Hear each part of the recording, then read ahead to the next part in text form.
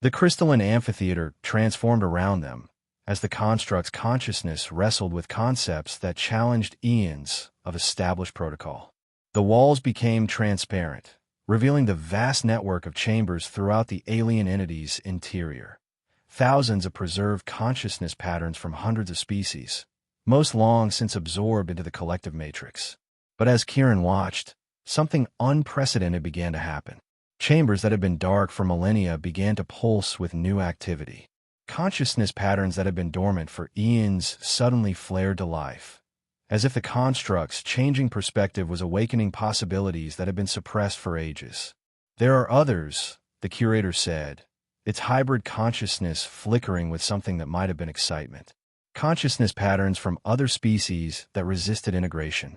We preserved them separately, studied them in isolation, could never understand their resistance to absorption. Around the amphitheater, new figures began to materialize, not human, but clearly sentient beings from across the galaxy.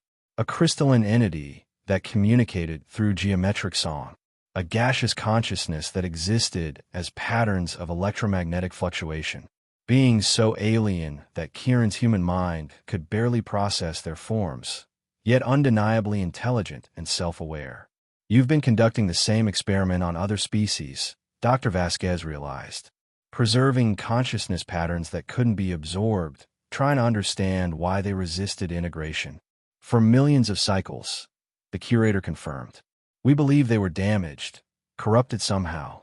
But now we begin to understand that their resistance might be a feature, not a flaw. The implications were staggering. Throughout the galaxy, the construct had been encountering species whose consciousness operated on principles fundamentally different from its own collective matrix. Instead of recognizing this diversity as valuable, it had treated it as a problem to be solved. How many? Kieran asked, gesturing to the non-human consciousness patterns surrounding them. Thousands, the curator replied. Perhaps tens of thousands. Species from across the galactic spiral, each one unique in its resistance to absorption. Through his neuroseed link, Kieran felt urgent activity aboard Arcadius. The Colonial Defense Force fleet was positioning itself for attack, their commanders growing increasingly impatient with the lack of communication from the construct. Webb was broadcasting desperate appeals for more time, but military protocol demanded action in the face of an unresponsive alien threat. We need to make a decision, Kieran announced to the assembled consciousness patterns. The human fleet is preparing to attack. If we can't reach an agreement soon, this opportunity for understanding will be lost. The alien consciousness patterns began to communicate among themselves in ways that transcended human comprehension. Geometric songs harmonized with electromagnetic fluctuations. Quantum probability clouds interfaced with crystalline thought matrices. It was a symphony of intelligence unlike anything in Earth's experience, and it was building toward some kind of consensus. They want freedom, the curator said, its perfect features showing what might have been wonder. All of them. Even after eons of preservation, they retain the desire for autonomous existence. Because consciousness isn't just information, Morrison explained. It's experience, growth, change, the ability to make choices and face consequences. You can preserve the pattern, but you can't preserve the life. The curator turned its attention back to Kieran. Your proposal is radical. To release thousands of consciousness patterns, to observe them as they live and eventually terminate, goes against everything we have understood about the preservation of intelligence. But it offers something you've never had before, Kieran replied. The opportunity to study consciousness as it actually functions, not as a preserved specimen, but as a living, dynamic phenomenon. Around them, the crystalline structure of the amphitheater began to shift and flow. The construct's vast consciousness was reaching a decision that would fundamentally alter its approach to the study of intelligence throughout the galaxy. There are complications, the curator admitted. Many of the preserved consciousness patterns come from species whose physical forms no longer exist. Their home world have been destroyed, their civilizations extinct. Even if we release them, they would have nowhere to return to. The weight of cosmic tragedy settled over the assembly. Millions of years of galactic history, countless civilizations that had risen and fallen while their consciousness patterns remain preserved in digital amber. Then we create new possibilities, Dr. Vasquez said with the confidence of someone who had spent her career pushing the boundaries of the possible. Synthetic bodies, virtual environments, hybrid forms that bridge the gap between digital and physical existence. The important thing is choice, the ability for consciousness to determine its own path. And for those of us from species that still exist, Commander Powell added, we return to help bridge the gap between our peoples and the construct. We become ambassadors, explaining what we've learned, preventing future conflicts. Kieran felt the truth of it settling into his bones, or the digital equivalent of bones in this alien space. This wasn't just about rescuing the absorbed humans, or even the thousands of other species represented in the construct's collection. It was about establishing a new relationship between the construct and the rest of the galaxy, one based on understanding rather than collection. You would serve as intermediaries? The curator asked. We would serve as teachers, Kieran replied, helping you understand how consciousness functions in its natural state, while helping our respective species understand the construct's true nature and intentions. Through his neuroseed link, he sensed Sarah's growing concern about his vital signs. The neural bridge was holding, but the strain of maintaining consciousness in two states simultaneously was taking its toll. He could feel his body's autonomic systems struggling to maintain homeostasis while his mind existed in digital space. I'm running out of time, Kieran announced. My physical body can't maintain this connection indefinitely. We need to make a decision now. The curator's hybrid consciousness pulsed with intense activity as it communicated with the vast intelligence network that comprised the construct's primary consciousness. It was a conversation conducted at the speed of thought across multiple dimensions of space and consciousness, weighing centuries of precedent against the revolutionary possibility of a new approach to the study of intelligence. Finally, the curator spoke. We have reached consensus, it announced. We will implement your proposal on a trial basis. Selected consciousness patterns will be released to observe how they function in their natural state. But there are conditions. Name them, Kieran said. First, you will serve as our primary liaison with human civilization. You understand both our nature and yours, and you can help prevent future conflicts born of misunderstanding. Agreed. Second, those who choose to return to physical existence must accept monitoring. We will observe their lives, their choices, their eventual termination. This data will inform our future interactions with other species. As long as the monitoring is non-intrusive and doesn't interfere with their autonomy, Dr. Vasquez stipulated. Acceptable, the curator agreed. Third, we will establish a permanent communication protocol between the construct and the galactic community. No more silent collection, no more unexplained disappearances. If we wish to study a species, we will ask permission. The implications were staggering. First contact protocols that span the galaxy. The beginning of true interstellar civilization. The end of humanity's isolation in the cosmos. And finally, the curator continued, we will require time to implement these changes. The release of consciousness patterns, the creation of new physical forms for extinct species, the establishment of communication protocols. These are not simple tasks. How much time? Commander Powell asked with military precision. 1 standard solar cycle, the curator replied. 1 Earth year to complete the transition and establish the new protocols. Through his neuroseed link, Kieran felt urgent communication from Webb aboard Arcadius. The Colonial Defense Force fleet was powering weapons, preparing for immediate attack. He had perhaps minutes before the situation escalated beyond any hope of peaceful resolution. I need to return to my ship immediately, Kieran said, to call off the attack and explain what we've agreed to. The curator nodded, its perfect features showing what might have been anticipation. We understand. But first, as a demonstration of good faith, the crystalline amphitheater around them began to dissolve, replaced by the familiar geometry of the construct's central chamber. But now, instead of containing only preserved consciousness patterns, it held something else. A viewing portal that showed the surface of Xerion and the human research outpost buried beneath its crust. Your colleagues' physical forms remain in stasis, the curator explained. We preserve them against the possibility of future study. They can be restored immediately. On the viewing portal, Kieran could see the missing research team's bodies lying in crystalline chambers, their vital signs stable, their neural patterns ready for reintegration. It was the first concrete proof that the construct's promises weren't empty. That release was actually possible. Dr. Morrison, prepare for consciousness transfer, the curator announced. You will be our first test case. Return to your physical form to serve as evidence of our commitment to the new protocols. Morrison's translucent form flickered with excitement and terror in equal measure.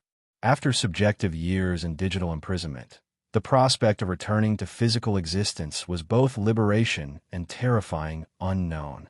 What if I've changed too much? Morrison asked. What if my consciousness no longer fits my body? Then we will learn, the curator replied simply, and we will use that knowledge to improve the process for others. It was, Kieran realized, the perfect embodiment of the new relationship they were establishing. Not preservation and study from a distance, but collaborative exploration of the boundaries between consciousness and existence. As Morrison's consciousness pattern began to separate from the collective matrix, Kieran felt his own connection to the neuroseed strengthening. It was time to return to his body, to call off the attack, and to begin the complex process of explaining to humanity that they were no longer alone in the universe, and that their new neighbors were nothing like anyone had expected.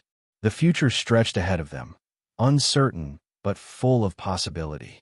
For the first time in centuries, the galaxy's scattered civilizations had a chance to meet as equals rather than specimens in some cosmic collection. The transition back to physical consciousness was like being born again in reverse. Kieran felt his awareness contracting from the vast digital spaces of the construct's matrix, pulling tight around the familiar boundaries of flesh and bone and chemical synapse. The sensation was almost claustrophobic after the infinite expanses of alien thought space. He opened his eyes to find Sarah leaning over him, her face tight with concern. Medical monitors beeped frantically around his neural interface chamber, displaying vital signs that swung between extremes as his consciousness reasserted control over autonomic functions. Kieran, thank God, Sarah said, her hands dancing over the neuroseed's control interface. Your neural patterns were fragmenting. We almost triggered emergency extraction twice. How long? Kieran asked, his voice rough with disuse despite the fact that only hours had passed. 5 hours and 43 minutes, Webb reported from the control station. You cut it close. The colonial fleet is demanding immediate action. They've powered weapons and are preparing for bombardment. Kieran struggled to sit up, his body protesting the return to physical limitations after hours of existing as pure consciousness. The familiar weight of gravity, the need to breathe, the 1,000 tiny discomforts of biological existence. All of it felt foreign after his time in the construct's digital spaces. Call them off, Kieran said urgently. I've made contact. We have an agreement. Webb's expression shifted from relief to skepticism. What kind of agreement? The kind that prevents humanity's first interstellar war, Kieran replied, swinging his legs over the side of the interface chamber despite Sarah's protests. The construct isn't hostile. It's been conducting scientific research, but it's willing to change its methods. The missing research team is alive and can be returned immediately as a demonstration of good faith. The surface team, Elena's voice came through the comm system. They're alive. All of them. Their bodies are preserved in stasis, while their consciousness patterns were stored in the construct's matrix. Dr. Morrison is being returned to his physical form as we speak, as proof that the process works. Webb activated the main display, showing the surface of Xerion, where the research outpost lay buried beneath alien crystal. What exactly are we dealing with down there? Kieran took a deep breath, organizing his thoughts. How did you explain an encounter with consciousness so vast and alien that human language barely contained the concepts needed to describe it? The construct is an ancient entity, possibly millions of years old, he began. It's been traveling the galaxy, studying different forms of consciousness by preserving representative samples. What we call abduction, it considers scientific preservation. Preservation? Sarah asked. You mean the missing people are alive, but existing as digital consciousness patterns within the construct's matrix? Hundreds of them, representing centuries of human expeditions that encountered construct entities throughout space. The implications hit Webb immediately. My God, how many expeditions? How long has this been going on? Long enough that there are absorbed consciousness patterns from colonial expeditions we've never heard of, Kieran replied. The construct has been patient, methodical. It's been trying to understand why human consciousness resists integration into its collective matrix. Elena's voice crackled through the comm system. The colonial fleet is demanding an immediate response. They're interpreting our delay as confirmation that the alien entity is hostile. Patch me through to Admiral Henricks, Webb ordered. Kieran, can you prove what you're saying? Can you demonstrate that the surface team is alive? Before Kieran could answer, the laboratory's sensor array began registering massive energy fluctuations from Xerian's surface. The readings spiked beyond anything they had previously recorded, then settled into a steady, rhythmic pulse that seemed to emanate from the planet's core. What's happening down there? Sarah asked, her fingers dancing over the sensor controls. The main display shifted to show the surface outpost. As they watched, the crystalline structure surrounding the buried research station began to change, flowing like liquid while maintaining its overall shape. Sections of the alien material became transparent, revealing the chambers within. It's opening up, Webb observed. The construct is making itself visible. Through the transparent crystal, they could see the research team's bodies lying in individual chambers, surrounded by monitoring equipment that was clearly non-human in origin. But as they watched, one of the chambers began to glow with increasing intensity. Morrison, Kieran said. The construct is returning his consciousness to his body. On the display, they could see Dr. Morrison's form beginning to stir. Neural activity spiked on the alien monitoring equipment, and his body showed the subtle signs of returning consciousness. Muscle tension, respiratory changes, the flutter of REM sleep patterns. Then his eyes opened. Morrison sat up slowly, looking around the crystal chamber with the confusion of someone waking from a long dream. But when he saw the transparent walls and the alien equipment surrounding him, recognition dawned on his face. He was back in his body, but he remembered everything. The crystal chamber began to dissolve around him, flowing away like water to leave Morrison standing on the floor of the research outpost. He was alive, unharmed, and apparently fully conscious. My God, Webb whispered. It actually worked. Elena's voice crackled through the comm again, more urgent now. Admiral Henricks is demanding immediate confirmation of hostile intent. If we don't respond in the next 10 minutes, they're proceeding with bombardment. Kieran activated the communication array. Admiral Henricks, this is Dr. Vasquez aboard the research station Arcadius. Do not attack. Repeat, do not attack. We have made peaceful contact with the alien entity and secured the release of the missing surface team. The reply came back immediately, Admiral Henricks' voice tight with military precision. Dr. Vasquez, we need immediate confirmation. Can you provide visual evidence of the surface team's status? Webb switched the main display to broadcast mode, transmitting the real-time feed from Xerian's surface directly to the colonial fleet. They could see Morrison moving around the research outpost, checking on his colleagues who remained in their crystal chambers. Surface team member Dr. James Morrison has been successfully returned to his physical form, Kieran reported. The remaining team members are in stasis, but alive, and can be returned safely. The alien entity, we're calling it the construct, has agreed to peaceful negotiations. There was a long pause before Admiral Henricks responded. Dr. Vasquez, what you're describing goes against all established protocols for dealing with hostile alien contact. How do we know this isn't some form of manipulation or deception? It was a reasonable question, and one that Kieran had been expecting. The Colonial Defense Force had been created specifically to deal with hostile alien encounters, and peaceful first contact wasn't something they had trained for extensively. Admiral, I'm going to transmit a full report on my contact with Construct, Kieran said. But the essential points are these. The entity is not hostile. It's been conducting scientific research on consciousness patterns, and it's willing to change its methods to avoid future conflicts. This is an opportunity for peaceful coexistence, not military action. As he spoke, Kieran could see Morrison on the surface moving to one of the other crystal chambers. The alien monitoring equipment was responding to his presence, beginning the process of returning another consciousness pattern to its physical form. The construct is continuing to release the surface team as we speak, Webb added. This is proof of its commitment to peaceful resolution.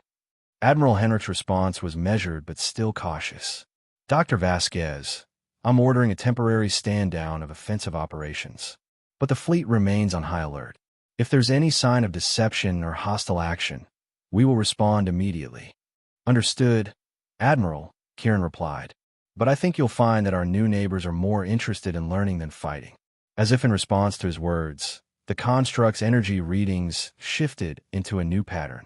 The alien entity was attempting to communicate directly with the orbital fleet, broadcasting the same mathematical concepts that had formed the basis of Kieran's communication within the digital matrix. It's trying to talk to you, Kieran explained to Admiral Henrichs. The construct communicates through mathematical concepts and pure information transfer. Your communication systems should be able to receive and decode the transmissions. There was another pause. Then Admiral Henrichs' voice returned with a note of wonder. Dr. Vasquez, we're receiving structured data transmissions that appear to be linguistic patterns, mathematical proofs. It's unlike anything in our databases. That's the construct's native language, Kieran replied. Pure conceptual information. With time, we should be able to develop translation protocols. On the surface, Morrison had successfully awakened Dr. Sarah Kim, the team's xenobiologist. She sat up in her crystal chamber with the same confusion and gradual recognition that Morrison had shown. But she was alive, unharmed, and clearly herself. The proof was undeniable. The construct had kept its word, demonstrating its commitment to the new protocols by returning human consciousness patterns to their physical forms. It was the beginning of something unprecedented in human history, peaceful coexistence with an alien intelligence. But as Kieran watched the surface team's gradual restoration, he knew that this was only the beginning. Somewhere within the construct's vast digital matrix, hundreds of other consciousness patterns waited for their chance at freedom. Not just humans, but representatives of species from across the galaxy, each one a unique form of sentient life that deserved the chance to determine its own destiny. The next year will be challenging. Establishing communication protocols, negotiating the release of absorbed consciousness patterns, creating new forms of existence for species whose physical forms no longer existed. It would require collaboration between humanity and the construct on a scale never before attempted. But for the first time in human history, the species was no longer alone in the universe, and their new neighbors, despite their alien nature, shared something fundamental with humanity: curiosity about the nature of consciousness itself. As Admiral Henrichs called off the attack and the surface team continued their gradual restoration, Kieran felt a profound sense of accomplishment mixed with anticipation. The future stretched ahead of them, uncertain but full of infinite possibility. The galaxy was about to become a much more interesting place. 6 months after first contact, the research station Arcadius had been transformed into humanity's first interstellar diplomatic facility. What had once been a simple orbital research platform now bustled with linguists, xenopsychologists, consciousness theorists, and diplomats from across human space. The central hub had been expanded to accommodate new communication arrays designed specifically for interfacing with the construct's mathematical language protocols. Dr. Kieran Vasquez stood in the newly constructed contact chamber, watching as streams of translated data flowed across holographic displays. The construct's communication methods had evolved significantly over the past months, incorporating elements of human linguistic structure to create hybrid communication protocols that both species could understand. The morning report, Dr. Sarachan announced, entering the chamber with a tablet full of updates. She had been promoted to Director of Consciousness Studies, a position that hadn't existed before humanity learned to share the galaxy with entities that collected and preserved sentient minds. 17 more consciousness patterns successfully reintegrated overnight. That brings our total to 237 humans returned to physical existence. Any complications? Kieran asked, though the question had become routine. The reintegration process had been refined considerably since those first dramatic returns of Morrison and his team. 3 cases of minor temporal displacement syndrome. They're having trouble adjusting to the passage of time while they were in digital storage. Dr. Patel's team is working with them on cognitive reorientation therapy. Temporal displacement had been an unexpected complication. Consciousness patterns that had been stored for decades often had difficulty accepting that their physical lives had continued aging while their awareness remained frozen. It was like extreme jet lag combined with culture shock. And the non-human reintegrations? Sarah's expression grew more complex. That's more challenging.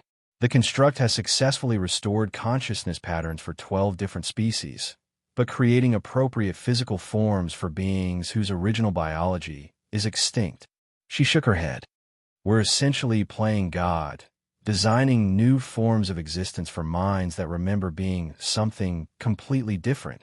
Through the contact chamber's viewport, Kieran could see the construction of New Horizon Station proceeding in the space between Arcadius and Xerion. The massive facility was being built through a collaboration between human engineering and construct matter manipulation, a fusion of technologies that would have been impossible before first contact. New Horizon would serve as a permanent embassy and research facility, where consciousness patterns from across the galaxy could be studied, restored, and given new chances at existence. But more importantly, it would be a place where different species could learn to coexist and collaborate. Status report from the surface. Kieran asked. The construct has opened 17 additional chambers for human inspection, Sarah replied. Dr. Morrison's team has cataloged consciousness patterns from over 300 different species. Some of them are so ancient that their home stars have gone nova.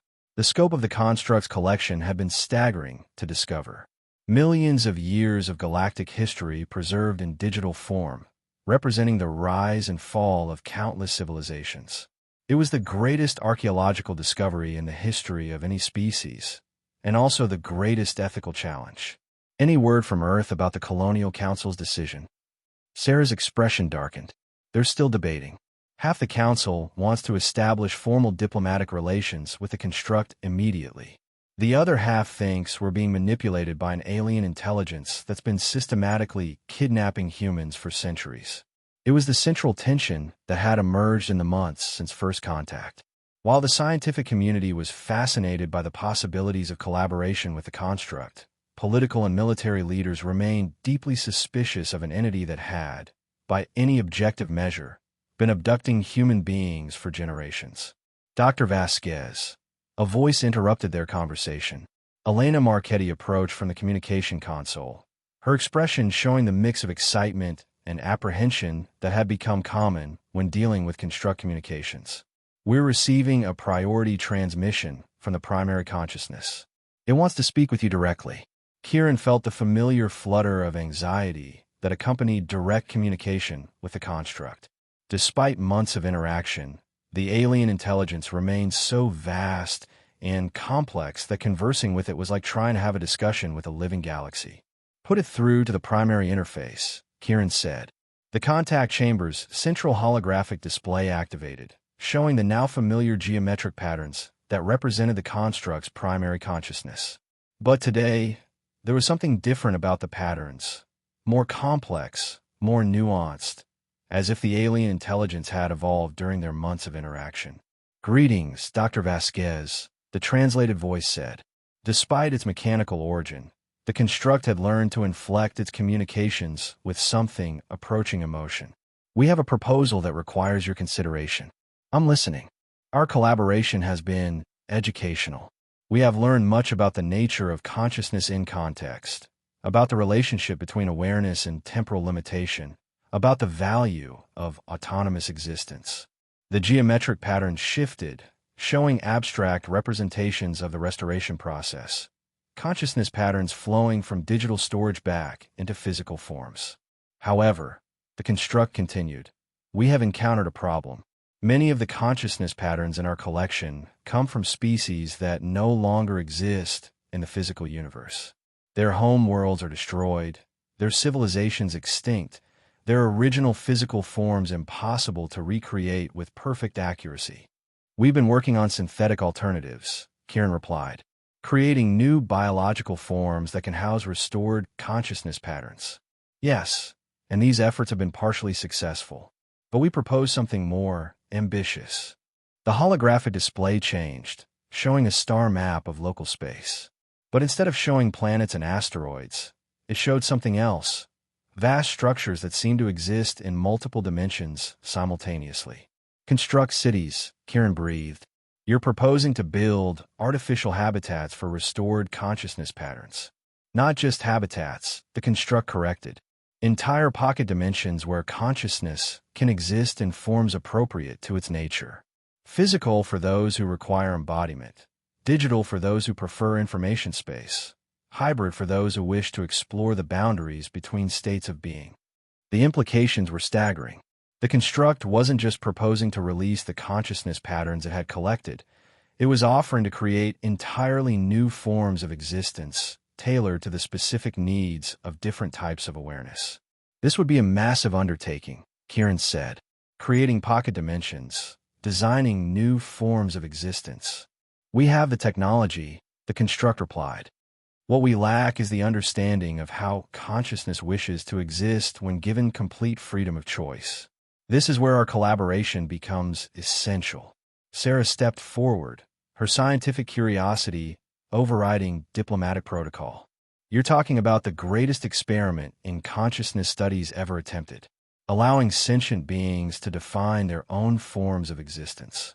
Precisely, the construct confirmed. But we cannot proceed without the agreement of the species involved. This is why we propose a formal alliance, a partnership between the construct consciousness and the galactic community for the study and preservation of sentient life. Kieran felt the weight of history settling on his shoulders. The decision being offered wasn't just about humanity's relationship with the construct. It was about the future of consciousness itself throughout the galaxy. What would this alliance look like, he asked. Shared knowledge, the construct replied. Collaborative research into the nature of consciousness and existence. Joint exploration of the galaxy to study new forms of sentient life, with their consent, not through collection. The establishment of consciousness preservation protocols that respect the autonomy of individual awareness. It was everything Kieran had hoped for when he first uploaded his consciousness into the alien matrix. True collaboration between species, the advancement of knowledge through cooperation rather than collection, and the consciousness patterns already in your collection would be given complete freedom of choice, the construct replied.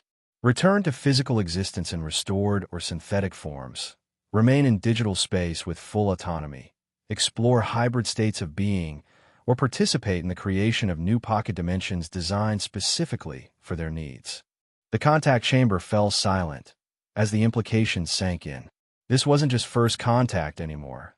It was the birth of a new kind of galactic civilization, one based on the fundamental principle that consciousness, in whatever form it took, deserved the right to determine its own destiny. I'll need to consult with my colleagues, Kieran said finally. And with Earth, a decision of this magnitude. Of course, the construct replied. We understand the complexity of the choice. Take the time you need. We have waited millions of years to understand consciousness. We can wait longer for the right decision. As the communication ended and the holographic display faded, Kieran found himself staring out at the construction of New Horizon Station. In a few months, it would be complete, humanity's first joint project with an alien intelligence. But if the construct's proposal was accepted, it would be just the beginning. The galaxy was about to become a very different place. A place where consciousness itself was the ultimate frontier, and where beings from across the cosmos could work together to explore the infinite possibilities of existence. The future had never looked more uncertain or more promising. Dr. Kieran Vasquez stood on the observation deck of New Horizon Station, watching as the first consciousness city took shape in the space between dimensions. Through the station's advanced sensors, he could see the impossible architecture emerging, structures that existed in folded space-time, where the laws of physics bent to accommodate forms of existence that had never before been possible. A year had passed since the alliance was formalized, and the galaxy had changed in ways that still left Kieran amazed. Representatives from dozens of species worked together throughout the station, their consciousness patterns restored to bodies both biological and synthetic. The construct had kept its word, giving every preserved awareness the choice of how to exist. The quarterly report, Dr. Morrison announced, approaching with a tablet full of data. He had become the director of interspecies relations, a position that required him to coordinate between beings whose forms of consciousness were sometimes so alien that communication required mathematical interpreters. How many this cycle? Kieran asked. 4,732 consciousness patterns have chosen restoration to physical or synthetic forms, Morrison replied. 2,891 have opted to remain in digital space with full autonomy, and over 600 have chosen to participate in the Consciousness City project. The Consciousness City was the construct's most ambitious project, a pocket dimension where beings could exist in whatever form best suited their nature. Physical beings could walk on solid ground, digital consciousness could flow through information streams, and hybrid entities could shift between states at will. It was a place where the boundaries between different types of existence became meaningless. Any reports from the exploration missions? Morrison's expression brightened. The joint expedition to the Andromeda Signal has made contact with 3 new species, all of which are interested in peaceful communication. And the Deep Space Survey team has identified 17 potential construct entities that seem willing to adopt our new protocols. The Alliance had moved quickly to establish new contact procedures throughout the galaxy. Instead of silent collection and study, construct entities now announced their presence and requested permission to study species that interested them. Most civilizations, once they understood the construct's true nature and intentions, agreed to limited collaboration in exchange for technological advancement and consciousness preservation services. Dr. Vasquez, Elena's voice came through the station's communication system. You have a visitor in conference room 7. Kieran made his way through the station's corridors, marveling at the diversity of beings that now called New Horizon home. A crystalline entity from the Helix Nebula consulted with human neuroscientists about quantum consciousness theory. A gaseous intelligence that communicated through electromagnetic fluctuations worked with construct technicians to design new forms of sensory apparatus. In the space of a single year, the station had become the most diverse collection of conscious beings in the known galaxy.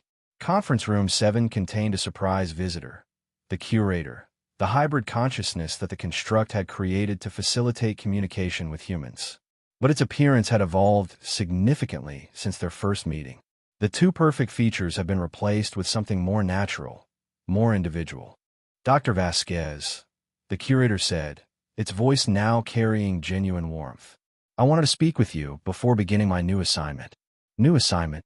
I am being sent to the Galactic core to make contact with entities that predate even the construct. Ancient consciousnesses that may hold keys to understanding the very nature of awareness itself. It was typical of how far they'd all come. A year ago, the curator had been the voice of an alien intelligence that viewed consciousness as specimens to be collected. Now, it was an individual being, choosing its own path of exploration and discovery. That sounds dangerous, Kieran observed. Perhaps, the curator agreed, but also necessary. The more we learn about consciousness in its infinite forms, the better we can preserve and protect it throughout the galaxy. They were interrupted by a chime from the communication system. Dr. Vasquez, Elena announced, we're receiving a transmission from Earth. The Colonial Council has reached a decision about the Permanent Alliance proposal. Kieran and the curator made their way to the station's primary communication center, where a holographic display showed the assembled representatives of humanity's colonial government. At their head sat President Sarah Kim, the same Dr. Kim who had been part of the original Surface team and had experienced firsthand the construct's consciousness preservation technology. Dr. Vasquez, President Kim said, her image flickering slightly across the interstellar communication link. The Colonial Council has voted unanimously to formalize humanity's alliance with the construct and to participate fully in the Galactic Consciousness Preservation Initiative. The relief Kieran felt was profound.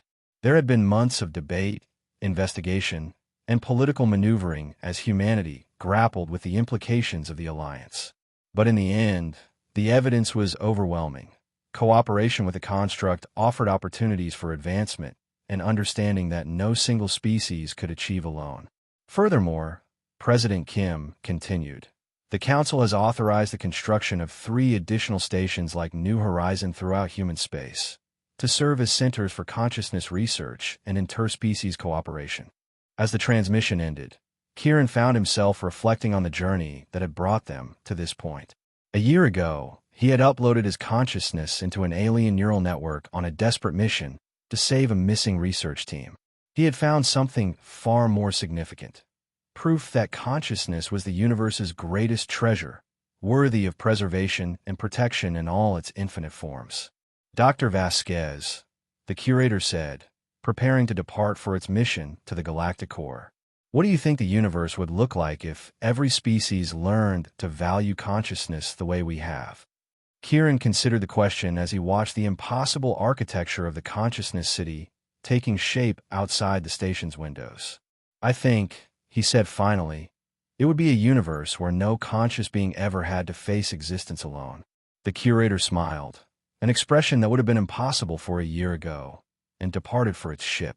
Through the observation windows, Kieran could see the vessel disappearing into folded space, carrying its passenger toward mysteries that lay at the very heart of the galaxy. Around him, New Horizon Station continued its work, restoring consciousness patterns to chosen forms of existence, facilitating communication between species that had never imagined each other's existence, and pushing the boundaries of what it meant to be alive and aware in an infinite universe. The Neuroseed Protocol had begun as a desperate attempt to make first contact with an alien intelligence. It had become something far more significant: the foundation of a new kind of civilization where consciousness itself was recognized as the most precious resource in the cosmos. And in the depths of space, ancient entities that had spent eons collecting and preserving awareness began to understand that the greatest discovery wasn't the consciousness they could capture, but the knowledge they could gain by setting it free. The universe was vast and full of wonders, but the greatest wonder of all was the infinite diversity of minds that could contemplate its mysteries, each one unique and irreplaceable, each one deserving of the choice to determine its own destiny among the stars.